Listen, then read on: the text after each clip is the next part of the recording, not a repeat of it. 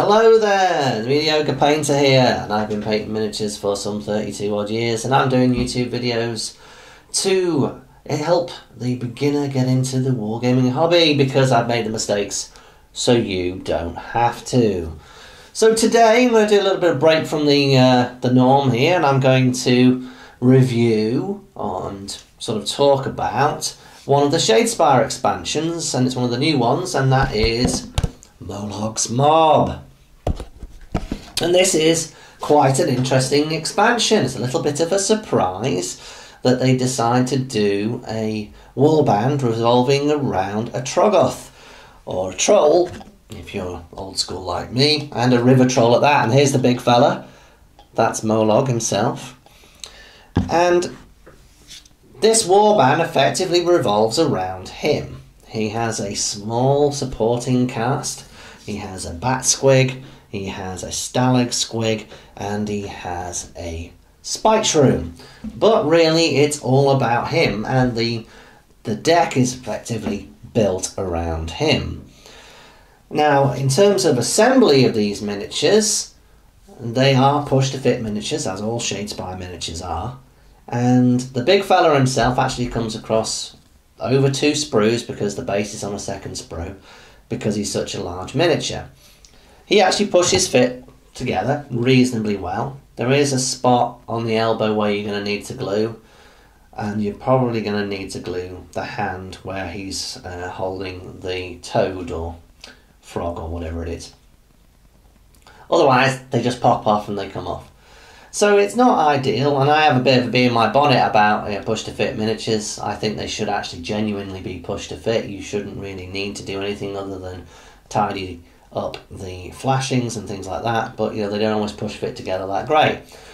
But in terms of, like, you know, gaps, mould lines, things like that, not too bad at all. There's a rather nasty mould line running down the club here, but you know, a little bit of sanding will get that away. But generally speaking, it's not bad at all as far as Molohg is concerned. I don't think I'm going to be breaking out the green stuff for him. Then moving on to the bat squig here. Now this is quite a fiddly one to put together because it's a bit smaller. I actually needed a little bit of glue on the tongue as I push fit it together. It wasn't too bad though, and looking at it, it does actually look as though there are fairly significant gaps there, but having seen the website and had a good look there, it seems like they actually have quite thick black lines there anyway, so actually that's probably as designed, and it's probably as good as you're going to get. Then move on to the spike shroom.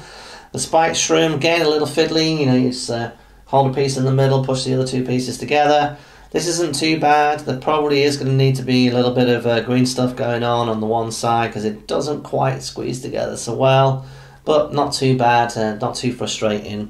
And then the last one is the stalag squig. Now, stalag squig, you are going to be using a little bit of green stuff, because even though he's push fit together quite well, and he was a little tricky because of the old tongue, you know, there's a fairly significant gap lines there. You're actually going to have to use some green stuff.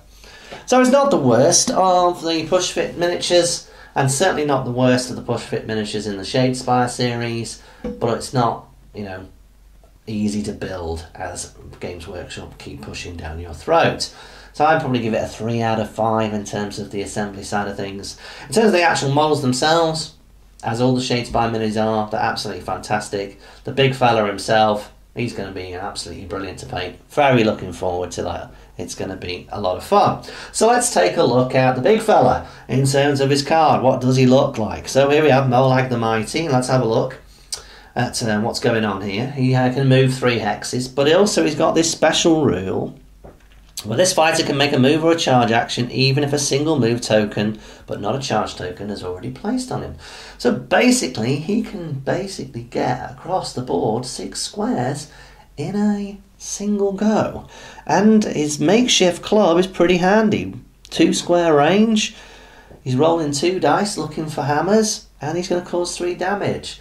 He is a 1 model warband wrecking machine.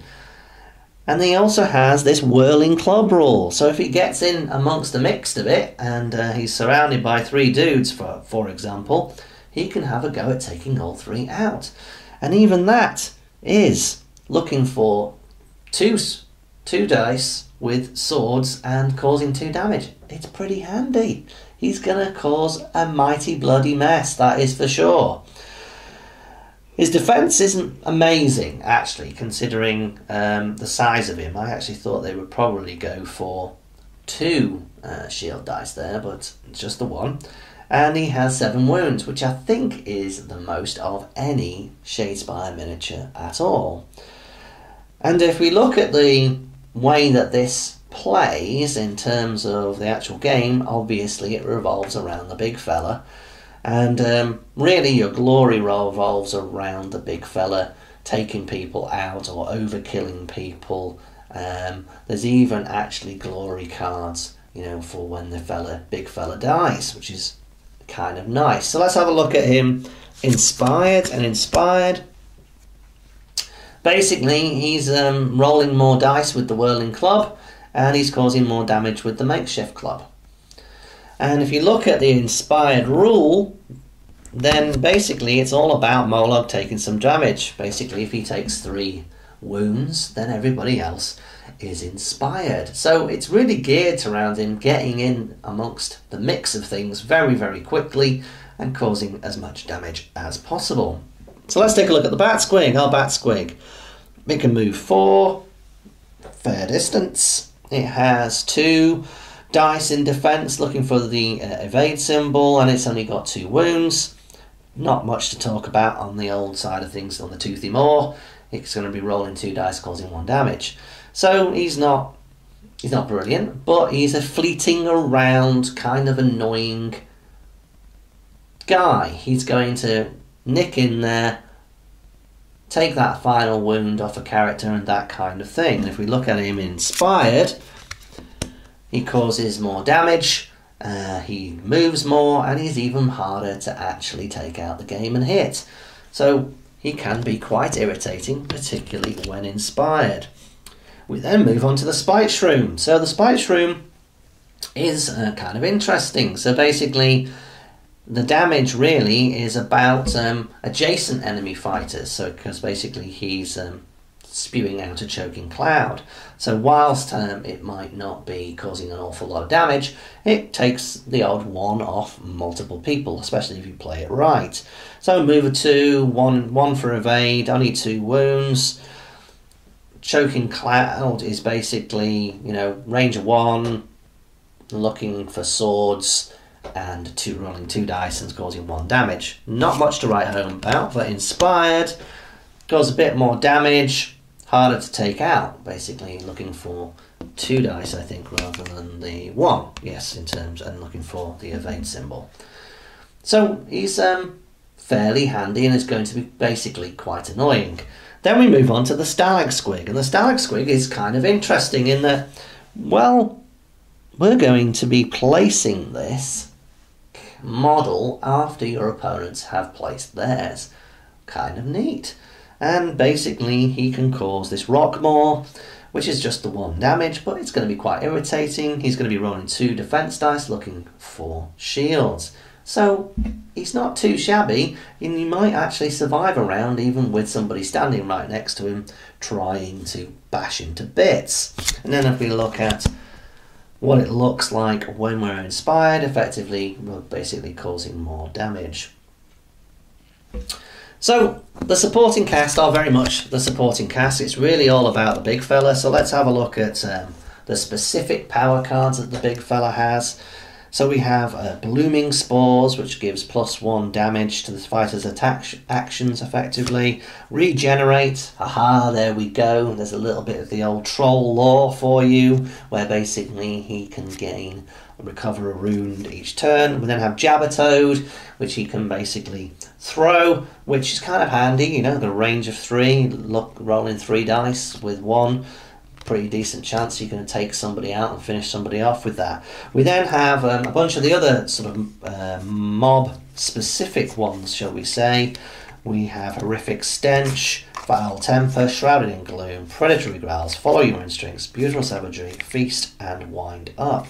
Again, they're all kind of boosty cards, trying to boost up the Mollog to basically do more damage, as you might expect.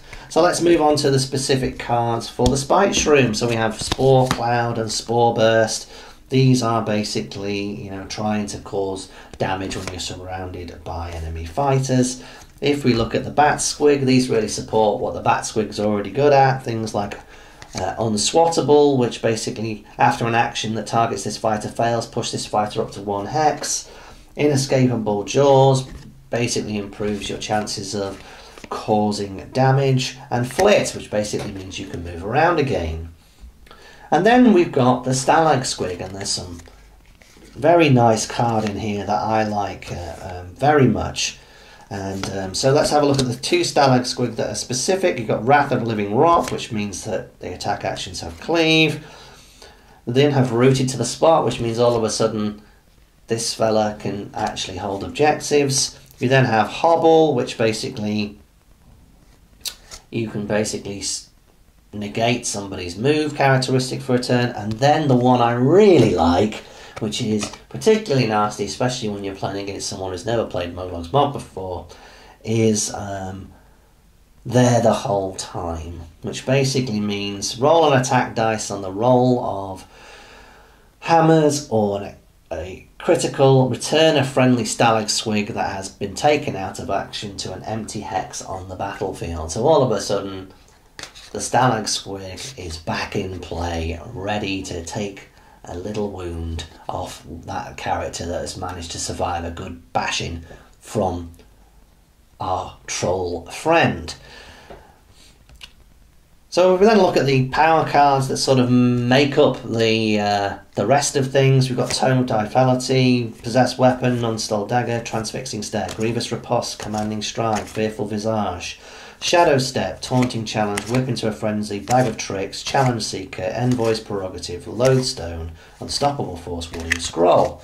So these things are really all about buffing individual character, again, geared around Mollog. Now, because this was released at the same time as the Godsworn Hunt, which is a magic-y kind of warband, there are some cards in here on the power side of things that you're going to go, I can't really use those with Mollog as per usual. You know, you're going to have to swap those out, so remember to do that. And we have Sorceress Riposte, Blessing of Vitrix, Sphere of Shaman, and Quintox Gamble. So just remember to swap those out when you're playing Mollog against an opponent.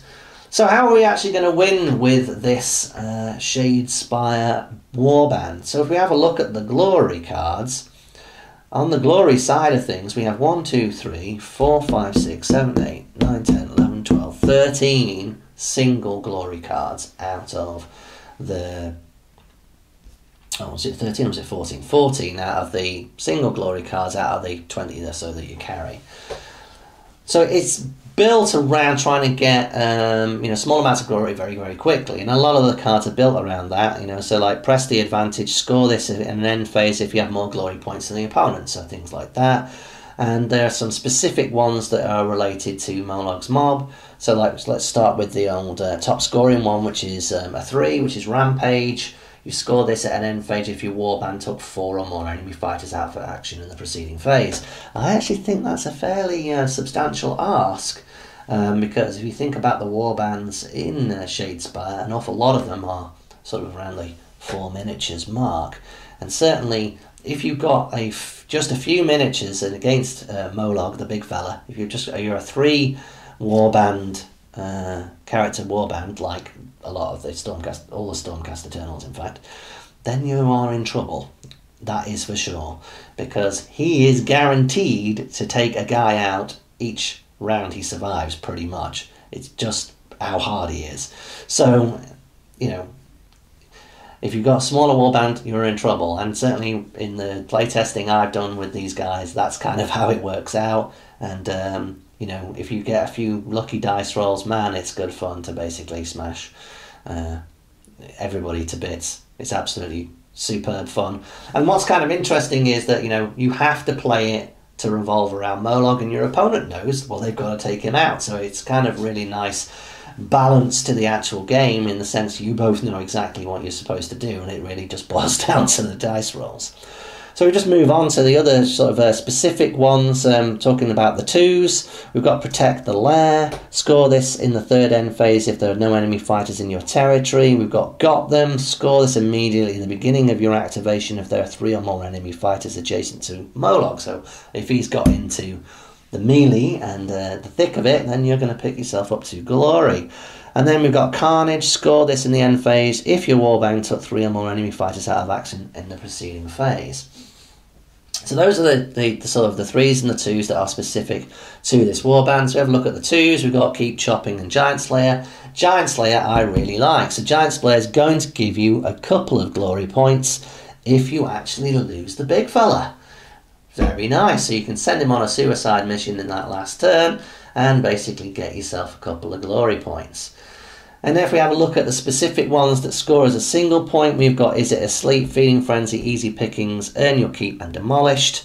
And these are around things like, so let's look at Earn Your Keep, for example. Score this immediately if the enemy fighter has taken action by an action made by a friendly fighter other than Mollog.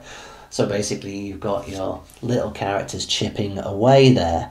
Other things as well, like Is It Asleep? Score this in the end phase if a friendly Mollog took no action in previous phase. So, you know, you are scoring even if you didn't succeed with Mollog there, which is kind of interesting.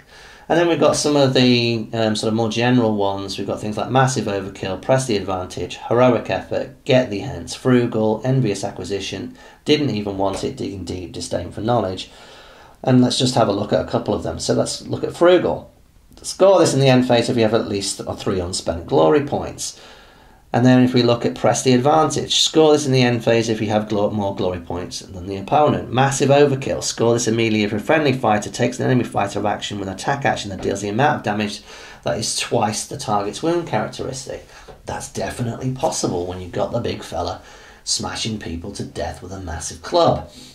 So it's quite well done on the glory point side of things. Power cards need a little bit of tweaking. I think I would want in the glory points, I would basically want some cards that talk about taking out the opponent's leader, because that's what you're going to do. Certainly when I play tested with these guys, that's what I had Mollog do, is go straight after the opponent's leader, simply because, well, it's a laugh, isn't it? So, you know, that's what you should really do.